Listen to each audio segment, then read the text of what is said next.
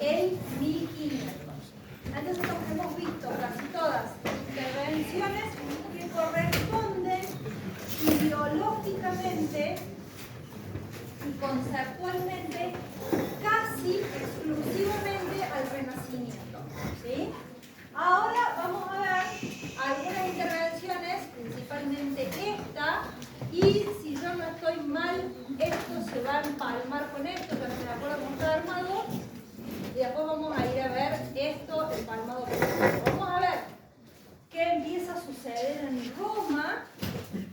Primero, como unas intervenciones puntuales, de las cuales la intervención en la piazza del Campidoglio o en la plaza del Campidoglio es la más importante, pero que devienen en una serie de acciones más.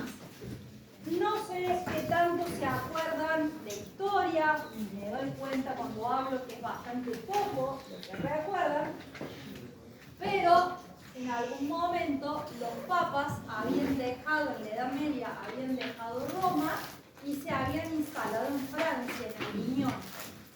¿Alguna noticia de eso?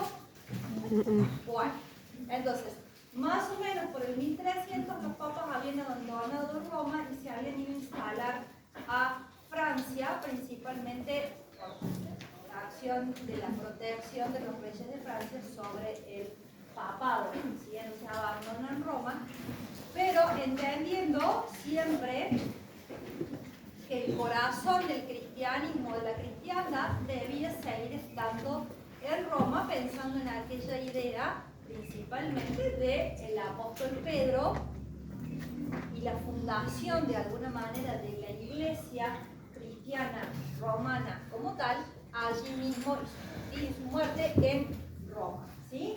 Entonces siempre Roma va a ser la meca para el papado, por más de que haya estado algunos años fuera, en Aviñón principalmente. Los papas vuelven a fines o a mediados del 1400 y se encuentran con una ciudad, Roma, que de aquel gran esplendor que había tenido en su periodo de imperio romano, había caído en una debacle durante el periodo medieval y se había desordenado, por decirlo de alguna manera, habían crecido los trazados espontáneamente, se habían trazado caminos simplemente por el andar, sin pensar en las vías romanas que estaban tan clasificadas. Incluso dicen que cuando los papas vuelven, en el atrio de San Pedro pastaban las cabras, digamos, o sea, estaba la ciudad totalmente abandonada, desorganizada, abandonada en cuanto a planificación, ¿no? Estaba ocupada pero de una forma muy irregular.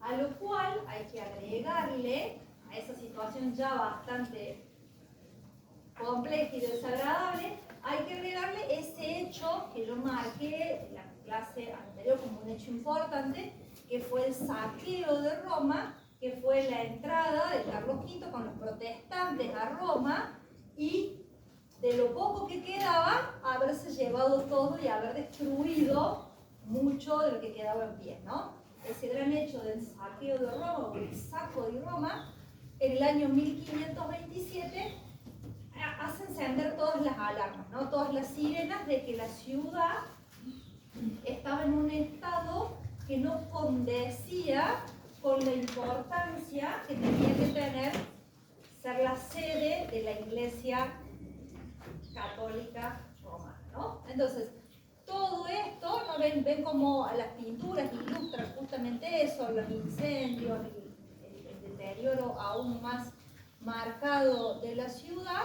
Todo eso lleva a que principalmente yo la lista de los papas, algunos me los acuerdo porque vienen como a colación y otros no me voy acordando de los nombres, así que perdónenme la memoria. Verán, yo soy bastante memoriosa, pero la memoria a veces me juega algunas malas pasadas, entonces no me acuerdo de los nombres de todos los papas. De las 7 colinas de Roma, ¿se acuerdan de eso? De que Roma se había fundado sobre 7 colinas. Díganme que no se acuerdan de eso. Y que había un río que era el Tíber. De las 7 colinas, la colina capitolina siempre había sido un punto importante dentro de la Roma imperial, porque era el espacio que prácticamente permitía la visualización de todos los foros, ¿no? Desde ese lugar alto, que había sido el Palacio de los Senadores, se permitía toda la visual de los foros. Los foros están a continuación de la colina capitolina. Entonces, siempre había sido un lugar significativo incluso en la Roma antigua. ¿Y cuál es el otro punto? Que esa colina capitolina tiene 2 cimas. Es una montaña, pero tiene 2 cimas, como con un vallecito o con una pequeña hondonada entre medio de esas dos cimas. Entonces, durante el periodo medieval se había instalado allí la administración de la ciudad, el palacio comunal, que ven que es bien medieval, ¿no? Allá al fondo, sobre algunas de las construcciones de lo que habían sido algunos de los templos más importantes de Roma, uno de los templos de Júpiter, que era este que está acá, el templo de Juno, o sea, de las principales divinidades del panteón romano, tenían sus templos en esta colina capitolina. O sea, vemos que ha sido un lugar significativo siempre. Para este lado están los foros, para este lado el resto de la ciudad, y aquí había un complejo que había ido albergando diferentes actividades. Sobre este conjunto es que se erige en el periodo medieval el palacio comunal, el palacio de la administración, y la primera intención, siendo que es una de las colinas más importantes, es hacer una intervención sobre ese espacio. Y la intervención sobre ese espacio va a caer el encargo sobre Miguel Ángel. Miguel Ángel Buonarroti, quien había abandonado Florencia, disgustado con algunos de sus mecenas florentinos, y había vuelto a Roma a terminar de pintar la Capilla Sixtina, a terminar algunos trabajos, y dentro de esos trabajos su gran mecenazgo va a ser el papado, que incluso le va a encargar la culminación de la cúpula de la iglesia de San Pedro. Ahora que vamos a ir viendo en las próximas clases, pero les digo, Miguel Ángel está instalado en Roma. Entonces eso hace que él pueda desplazarse y trabajar simultáneamente en 4 y 5 obras al mismo tiempo, porque está instalado allí y eso le permite trabajar en todo. Entonces, ahí estaban las 7 colinas de alguna manera, ahí teníamos las colinas capitolinas, y esto era lo que yo les estaba contando del periodo imperial romano. Y la cosa va a ser cómo llego de esto a esto. El cuento ahora, la clase va a ser cómo llego de esto a esto. ¿Sí? Hay otro elemento que sí existe junto con esto, que le dije yo, que el palacio senatorial, el palacio de los senadores.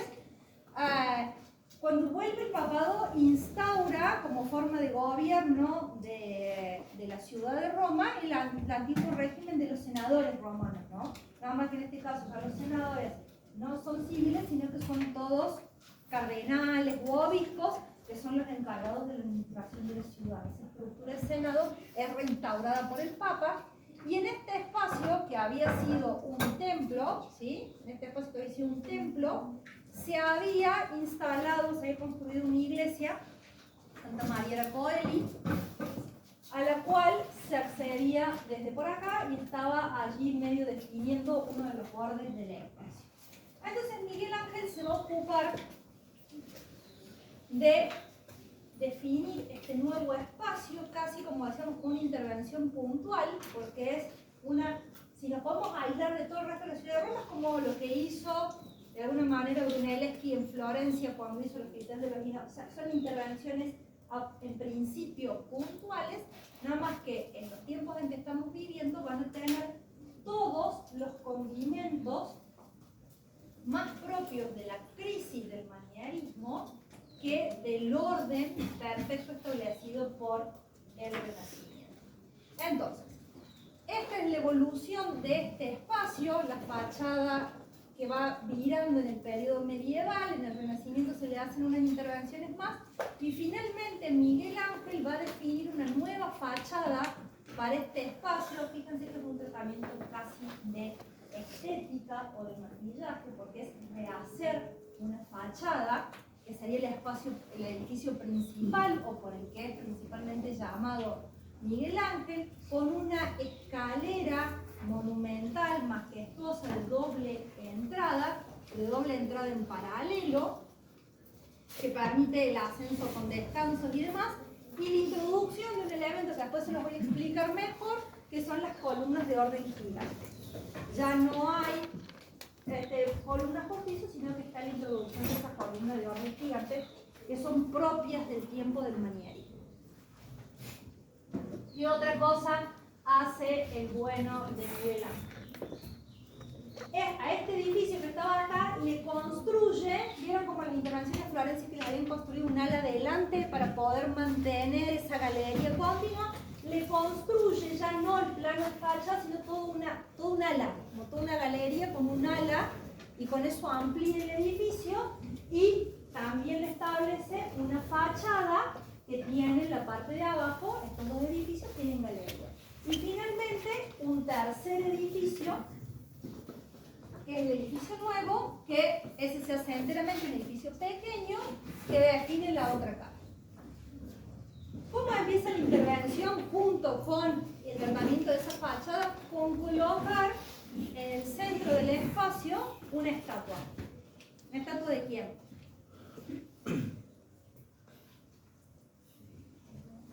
Con todo lo que yo les vengo contando, yo hubiera dicho, si hubiera sido ustedes, del Papa. Sí, No, o sea, como, ¿quién? No sé. ¿Quién es el que paga la obra? Del Papa, ¿no? Sí. No, una estatua ecuestre de un emperador romano, en Marco Aurelio. Lo primero que hace Miguel Ángel no la pone allá arriba, la pone casi a la altura del observador, como si el emperador me estuviera mirando la cara, e instaura algo que para ahora nosotros es lo más común del mundo, que es colocar la estatua en medio de la plaza. Nunca antes las estatuas habían estado en medio de los espacios públicos. Esto que nosotros ahora tenemos en la cabeza, que al medio de cualquier plaza hay un monumento, una estatua, una escultura, lo instauró Miguel Ángel. Casi siempre las esculturas se ponían laterales, en un espacio secundario, pero no como objeto principal del espacio público. Entonces, esa es lo que instauró Miguel Ángel y que nosotros hemos incorporado a nuestra cultura occidental de una manera casi que nos lo hubieran tatuado abajo de la piel, ¿no? O sea, no lo podemos sacar más de nuestra cabeza. Esa idea instauró Miguel Ángel. Entonces, la colocación de la estatua y el tratamiento de la fachada posterior son el primer paso. Y el segundo, la segunda cuestión que va a ser definitoria de cómo es este espacio es que ya no apela a una figura regular.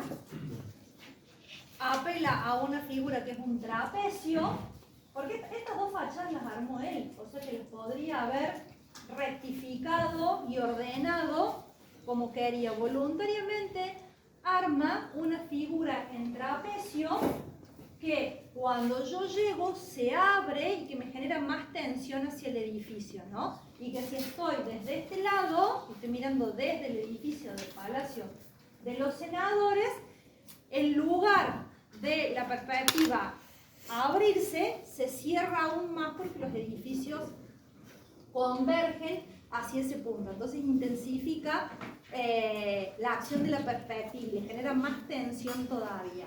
Esos son los recursos que habíamos dicho: tensión, contrapunto y demás, que son propios de las ideas del manierismo, y que acá se ven cómo se estrangula realmente la salida de la plaza con una inclinación que es de apenas 80 grados, o sea, le ha cambiado 10 grados a los 90 nada más, es de 80 grados, genera toda una tensión y un cierre en ese espacio de esa plaza.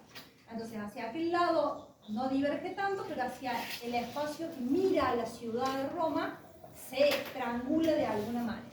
Otro problema que tenía que salvar: gente, esto era una colina, no voy a volver una. No hay una de las paredes bien puestas, no. ¿Qué? Inútil.